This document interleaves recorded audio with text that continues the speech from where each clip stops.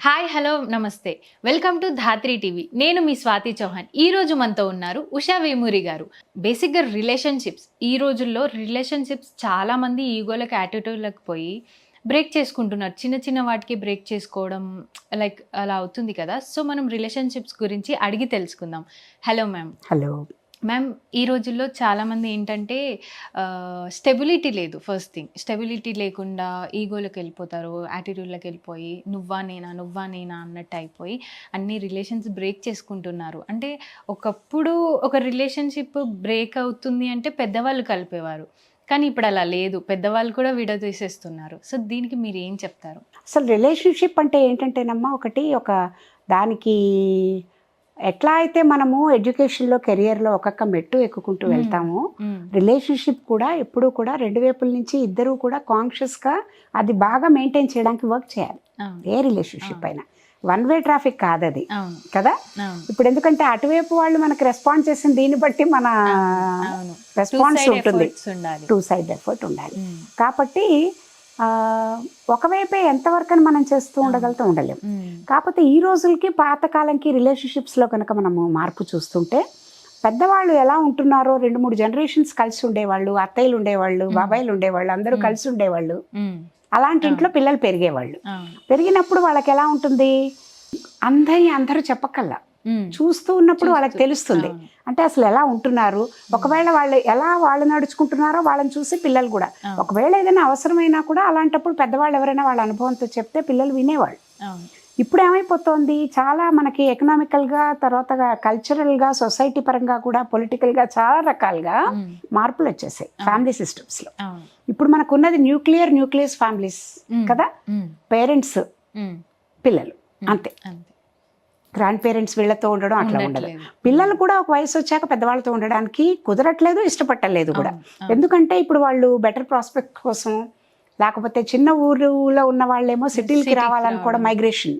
సిటీల్లో ఉన్న వాళ్ళు ఇంకా పెద్ద సిటీస్కి వెళ్దాం అనుకోవడం, లేదు బయట ఫారిన్ వెళ్ళిపోయి అక్కడ బెటర్ ప్రాస్పెక్ట్స్కి కెరియర్ కోసం అని వెళ్ళడం, అలా జరుగుతోంది. ఎప్పటికప్పుడు ఇంకా బెటర్ దీనికోసం ట్రై చేస్తున్నారు, తప్పు లేదు. కెరియర్ పరంగా లేకపోతే ఎడ్యుకేషన్ పరంగా వెళ్తూ ఉండడం. సో అలాంటప్పుడు ఇన్ని మార్పులు జరుగుతున్నప్పుడు కుటుంబంలో పేరెంట్స్ కూడా ఏమైపోతుంది, ఉన్న ఒకళ్ళో ఇద్దరునే పిల్లలు, ఆ ఇద్దరు పిల్లల్ని చాలా గట్టిగా బంధించి వాళ్ళని గ్రిప్లో పెట్టుకుని వాళ్ళని మొత్తం మనం కంట్రోల్ చేయాలి, మన కన్ను దాటి ఏది వెళ్ళిపోకూడదు అన్నట్టుగా వాళ్ళకు ఉంటుంది ఓవర్ పొజిటివ్నెస్. వీళ్ళకి ఎట్లా ఉంటుందంటే, ఒక ఇది వచ్చాక అన్నీ అసలు ఏంటి వీళ్ళు మరీ ప్రతి దాంట్లో నోసీగా ఉంటున్నారు, ప్రతి దాంట్లో ఇంటర్ఫియర్ అవుతున్నారు, నాకు అన్ని లేకపోతే సమన్స్ ఇస్తున్నారు, ఇలా ఉండు అలా ఉండు ఇలా ఉండకు అని చెప్తున్నారు, నేను ఎలా డ్రెస్ చేసుకోవాలో, నేను ఏం తినాలో, ఎట్లా ఉండాలో, ఏం మాట్లాడాలో కూడా వాళ్ళే చెప్తున్నారు అని పిల్లలకి ఉంటుంది కల్చర్ వైజ్. సో ఇప్పుడు దీనికి అసలు ఒక where to draw the line, strike ఎక్కడ చేయాలి, బ్యాలెన్స్ అని ఆలోచించుకుంటే, పేరెంట్స్ వైపు వాళ్ళు కూడా మంచి రిలేషన్షిప్ మెయింటైన్ చేయడానికి వాళ్ళ వైపు కృషి ఉండాలి, పిల్లలకు కూడా ఉండాలి. ఇప్పుడు మీరు ఇందాక అడిగిన క్వశ్చన్ చూసుకుంటే, ఇప్పుడు పెళ్ళి అవుతుంది, ఇప్పుడు 20-25 years ఒక ఫ్యామిలీలో పెరిగిన అమ్మాయి కంప్లీట్గా కొత్త వాతావరణంలోకి అసలేమీ తెలియకుండా, వాళ్ళ బ్యాక్గ్రౌండ్ డిఫరెంట్, అబ్బాయి బ్యాక్గ్రౌండ్ డిఫరెంట్, అబ్బాయికి ఏమైనా మార్పు ఉందా పెళ్లి వల్ల? ఏమీ లేదు, అన్ని ప్లస్లే. మైనస్లే ఎవరికి? అన్ని అమ్మాయిలకి. ఎందుకు? ఫస్ట్ తన అలవాటై పెరిగిన ఇంటి నుంచి దూరంగా వెళ్తోంది, తన మనుషుల్ని వదిలేసి వెళ్తోంది, కొత్త పరిస్థితులు, కొత్త ఇంటి వాతావరణం, కొత్త మనుషులు, వీటన్నిటితో తన అడ్జస్ట్ అవ్వాలి కదా. అలా ఉన్నప్పుడు అమ్మాయి కూడా అక్కడికి వెళ్ళాక తన టైం తను తీసుకుంటుంది కదా, వాళ్ళతో కలవడానికి, ఎగ్జామిన్ చేసి వాళ్ళు ఎలా ఉన్నారు, వాళ్ళతో నేను ఏం చేస్తే వాళ్ళతో బెటర్ రిలేషన్షిప్స్. ఎప్పుడూ కూడా వాళ్ళ వైపు నుంచి వాళ్ళు సఖ్యతగానే ఉండడానికి ట్రై చేస్తారు ఎవరైనా కూడా. కానీ దాంట్లో భాగంగా మనకి ఏదైనా ప్రాబ్లం వచ్చినప్పుడు తెలియకుండానే వీళ్ళు ఏం చేస్తారు, ఇన్నాళ్ళు అమ్మతో మాట్లాడుతూ ఇలా అవుతూ దూరంగా వచ్చేసేసరికి, ఇంటి నుంచి దూరంగా వచ్చాం కదా అనే దీంతో వాళ్ళు ఏం చేస్తారంటే అన్ని అమ్మకి చెప్పుకోవడానికి ట్రై చేస్తారు. కొత్త మనుషులు, కొత్త జీవితం, కొత్త ప్లేస్, అన్నీ కూడా కొత్తది. సో అలా వచ్చినప్పుడు కొంతమంది ఏంటంటే కొంచెం టైం తీసుకుని వాళ్ళు సర్దుకుంటూ వాళ్ళు ఎలా చేసుకోవాలో వాళ్ళే ప్లాన్ చేసుకుంటారు. కానీ చాలామంది తెలియకుండానే చేసే మిస్టేక్ ఏంటంటే, అమ్మతో అన్ని షేర్ చేసుకుంటే తన ఎక్స్పీరియన్స్లో ఏమైనా చెప్తుందేమో అనే మంచి భావనతోనే అన్నీ వాళ్ళ అమ్మకి చెప్తారు. ఏది చెప్పాలి ఏది చెప్పకూడదు అనే ఫిల్టర్స్ యూజ్ చెయ్యరు. అక్కడ పొరపాటు జరుగుతుంది. అమ్మ కూడా తన కూడా మంచిదే, తన కూతురు వెల్ఫేర్ కోరుకునేదే కదా ఏ తల్లైనా. చూస్తూ చూస్తూ కూతురు లైఫ్ పాడు చేయాలని ఏ తల్లి అనుకోదు. కానీ తెలియకుండానే తనకేమవుతుంది, నా కూతురు అనే ఒక మోహంలో ఉంటుంది. మా అమ్మాయి బాగుండాలి, మా అమ్మాయి లైఫ్ బాగుండాలి. ఆ దీంట్లో ఏమైపోతుంది, ఇప్పుడు సపోజ్ ఫర్ ఎగ్జాంపుల్ చిన్నది, అత్తగారికి ఒంట్లో బాగాలేదు, మామూలుగా రోజు ఆవిడ చేసే పనులు చేయట్లేదు, తిన వెళ్ళిన 3వ రోజే మొత్తం ఇంటి పని అంతా తను చేయాల్సి వచ్చింది. అబ్బాయి వాళ్ళు నాకు అసలు ఖాళీ ఏమిటి, ఫోన్ చేస్తే ఎత్తలేదు అంటుంది అమ్మ. ఫోన్ చేయంగానే నిన్నంతా ఏమిటి ఫోన్ చేశాను ఎత్తలేదు, ఎలా ఉన్నాను అమ్మ, ఏం చెప్పాలమ్మా అంటే, ఓకే అమ్మ పనిలో ఉన్నాను, బిజీగా ఉన్నాను, అందుకని ఎత్తలేకపోయానని చెప్పడం వేరు. అబ్బా నిన్నంతా మా అత్తగారికి బాగాలేదమ్మా, నాకేమో మొత్తం ఇంటి పని అంతా నేనే చేయాల్సి వచ్చింది, ఆవిడకి బాగాలేదు కాబట్టి అని స్టార్ట్ చేసింది అనుకోండి. సపోజ్ తిన పాపం ఉన్నట్టు చెప్తోంది, వాళ్ళ అమ్మ కూడా తను అడిగినందుకు చెప్తాను. కానీ వాళ్ళ అమ్మగారికి ఎలా ఉంటుంది, నా కూతురు వెళ్ళంగానే ఇలాగ మొత్తం ఇంటి పని చేసేస్తోందా, అసలు మొత్తం ఎవరు హెల్ప్ లేకుండా ఇంత పాపం ఇంట్లో నేను అసలు ఇక్కడ ఒక పని చెప్పేదాన్ని కాదు, చదువుకుంది, ఉద్యోగం తెచ్చుకుంది, ఆఫీస్కి వెళ్తోంది వస్తోంది, ఇంతవరకు ఇంటి పని నేనే చెప్పను, అసలు అలాంటిది ఇంటి పని 5గురు మనుషులకి తనే చేస్తోందా అని ఒకలాంటి భావనతో తను ఏం చేస్తుందంటే, అన్నోయింగ్లీ పిల్లకి వేరే విధమైన, నువ్వు అంత పని నువ్వు పెట్టుకోకు, నువ్వు అలా చేయకు, లేకపోతే నువ్వు ఏదైనా మైండ్ని పెట్టుకోవచ్చు కదా, లేకపోతే వేరే ఎవరికైనా అప్పచెప్పచ్చు కదా, అందరూ తల పని చేయొచ్చు కదా, నువ్వెందుకు చేయాలి మేబీ అలా అన్నీ అన్నప్పుడు ఈ అమ్మాయి ఉన్న వీక్ మైండ్ దీంట్లో వేరే దీంట్లో కొన్నిసార్లు షీ గెట్స్ క్యారీడ్ అవే. తనకేంటి ఒకలాంటి భావన, అమ్మ కూడా చెప్పింది, ఇవన్నీ నేను ఎందుకు చేస్తున్నాను.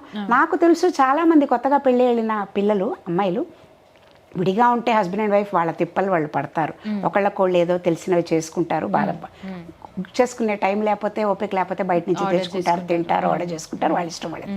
బట్ ఒక జాయింట్ ఫ్యామిలీలోకి వెళ్ళేటప్పుడు, అంటే ఇన్లాస్ ఉన్న దగ్గరికి వెళ్ళేటప్పుడు ఒకసారి ఇలాగే నా బాగా తెలిసిన అమ్మాయి, ఒక అమ్మాయి పెళ్ళై 1 వీక్ అయింది, వాళ్ళ అబ్బాయికి చెన్నైలో సాఫ్ట్వేర్ ఇంజనీర్స్ ఇద్దరు, కోడలు కొడుకు అక్కడ ఉన్నారని చెప్పేసి వెళ్ళారు. వెళ్తే ఈయనకు కూడా బ్యాంక్లో ట్రైనింగ్ ఏదో ఉందని చెప్పేసి హస్బెండ్ అండ్ వైఫ్ కూడా వారం అయింది కదా సెటప్ చేసేవాళ్ళు, ఒకసారి వెళ్దాం పాపం ఎలా ఉన్నారో ఏంటో అని అబ్బాయి పేరెంట్స్ వెళ్ళారు. వెళ్తే ఆ అమ్మాయికి అసలు వంట చేయడం కాదు కదా, గ్యాస్ వెలిగించడం కూడా రాదు. ఇట్స్ ఓకే, తప్పులేదు, నేర్చుకుంటారు నెమ్మదిగా. కానీ ఆ సంగతి చెప్పే విధానం ఉంటుంది. లేకపోతే అబ్బాయి ఏమన్నాడంటే, మా నాన్నగారు ఎక్కడ బయట తినరు, అందుకని మనం ఏదో ఒకటి సింపుల్గా అయినా ఇంట్లోనే కుక్ చేద్దాం, పాపం వాళ్ళు వస్తున్నారు కదా, ఐ హెల్ప్ యూ, సరే నువ్వు అన్నీ నాకు చెప్పాలి, ఏం చేయాలి ఏంటి అవన్నీ, నువ్వు బయట నుంచి అన్నీ తీసుకురా అంటే, సరే ఏదో కూరగాయలు అవి అవి తెచ్చాడు. అంతవరకు వాళ్ళు క్యారియర్ మీదే ఉన్నారు. సరే తీసుకొచ్చాడు. ఆ అమ్మాయి ఏదో ఇంతలో వాళ్ళ ఈవిడ వచ్చారు కదా, ఆవిడ ఏం చేసింది, కూరగాయలన్నీ తీసి అమ్మాయి కోడలు దొండకాయలు ఏదో తెచ్చారు, టొమాటోస్ ఇవి అవి, టొమాటోలు వేరే తీసి దొండకాయలు వేరే తీసి అందులోంచి ఒక హాఫ్ తీసి, అత్తయ్య నేను మా ఇద్దరికి నేను చేస్తాను ఈ హాఫ్ మామయ్య గారికి మీకు మీరు చేయండి వంట అని చెప్పి కాయల్ని హాఫ్ చేసేసి ఆవిడ దగ్గర పెట్టింది. ఆవిడ ఎంత బాధపడింది తెలుసా అత్తగారు. అదే నాకు అమ్మాయి ఎలాంటిదో తెలుసు, అత్తగారు ఎలాంటి ఆవిడో నాకు బాగా తెలుసు. తను ఒక 1 అవర్ అయ్యాక ఫోన్ చేసి ఫోన్లో 5 మినిట్స్ షీ వాజ్ సాబింగ్, ఏడుస్తోంది ఆ ఎమోషన్ కంట్రోల్ చేసుకోవడానికి. ఏంటి ఇలా ఉంది, ఎందుకు అట్లా బాధపడుతున్నావు అంటే, నాకు మా అబ్బాయితో మా ఇద్దరికి కూడా కాంటాక్ట్ లూజ్ అయిపోయినట్టు అనిపించింది ఉషా. ఎందుకంటే తను చెప్పే విధానం అంటే, ఇప్పుడు నాకు తెలుసు ఈ రోజు మా అమ్మాయికి కూడా రాదు వంట పెళ్ళయ్యే వరకు, నెమ్మదిగా నేర్చుకుంది. కామన్ అది ఈ రోజుల్లో, చదువుకుంటున్నారు, ఉద్యోగాలు చేస్తున్నారు. నా కూతురు లాంటిదే ఆ అమ్మాయి కూడా. నేను అర్థం చేసుకోగలను తనకుండే ఇది తనకున్నాయని. అత్తయ్య నాకు వంట రాదు, లేకపోతే ఇట్లా నేనే 4గురికి చేస్తాను, మా ఆయనకి నాకు నేను చేసుకుంటాను, మీ ఇద్దరికి మీరు చేయండి. అది కొంచెం ఎలా అనిపిస్తుంది, డివైడ్ చేసి వాళ్ళని సెపరేట్ చేసినట్టు అనిపిస్తుంది, దూరం చేసినట్టు. ఇట్లాంటివన్నీ ఏంటంటే ఎమోషనల్ బాండ్, రిలేషన్షిప్స్ బిల్డ్ అవ్వాలంటే దానికి ఇద్దరు కూడా కాన్షియస్గా వచ్చేయాలి. ఏ అత్తగారు కూడా కోడల్ని అట్లాగా వచ్చిన రోజు నుంచి కష్టపెట్టాలనో తన ఏదో కొరంటికం పెట్టాలనో ఎవరు అనుకోరు. పూర్వకాలం తెలియక ఏమైనా చేసేవాళ్ళేమో, అసలు ఎవ్వరూ అలా ఉండరు. ఉండనప్పుడు ఒక మనిషి, సాటి మనిషి, మన అమ్మలాగే, మా ఇద్దరికి కామన్ థ్రెడ్ ఎవరు, అత్తగారు. హస్బెండ్కి వాళ్ళ అమ్మ, మా అమ్మ నాకెంతో, మా హస్బెండ్కి కూడా వాళ్ళ అమ్మ అంతే కదా. వాళ్ళిద్దరూ మా ఇద్దరు వెల్ఫేర్ కోరుతున్నారు అని అర్థం చేసుకుని గనక వాళ్ళతో అకామిడేటివ్గా ఉండి చక్కగా మంచిగా మాట్లాడుకుని కష్టం సుఖం చెప్పుకున్నారనుకో, రిలేషన్షిప్ బిల్డ్ అవుతుంది. నాకు తెలుసు ఎంతోమంది అత్తగారులు, అలాగే ఎంతోమంది కోడళ్ళు అమ్మ కంటే అత్తగారిని ప్రేమగా చూసుకుంటున్న వాళ్ళు నాకు ఇంతమంది యంగ్స్టర్స్ తెలిసి ఇప్పుడు. ఎందుకంటే వాళ్ళు ఇలా తెలుసుకున్నారు, నేర్చుకుంటున్నారు, నేర్చుకుని బ్రిక్ బై బ్రిక్ కన్స్ట్రక్ట్ చేసుకుంటూ వాళ్ళు ఎలా ఉంటే రిలేషన్షిప్ కంటిన్యూ అవుతుంది, హెల్దీగా ఉంటుందో తెలుసుకుని మసులుకుంటున్నారు. అది తెలియకుండా థర్డ్ పర్సన్కి మనం అన్ని బాధలు చెప్పినందువల్ల ఎవరికి నష్టం అంటే మనకే నష్టం. ఆ తొందరలో ఇప్పుడు ఏమవుతుంది, మీరు అడిగిన క్వశ్చన్కి కంక్లూజన్కి వస్తే, తొందరలో ఏంటి, ఆ తొందరలో వీళ్ళ మీద బ్లేమ్ చేయడం, వీళ్ళ మీద వీళ్ళు చేసిన ఇష్యూస్ని బ్లో అప్ చేసి అవుట్ ఆఫ్ ప్రపోర్షన్స్ మాట్లాడుకోవడం వల్ల ఒకదానికి ఇదయ్యి adding fuel to the fire పెరుగుతూ ఉండి డిస్టెన్స్ ఎక్కువైపోయి mother indirectly is contributing to the separation of daughter and son in law. అలా ఎక్కువ చోట్ల జరుగుతున్నాయి.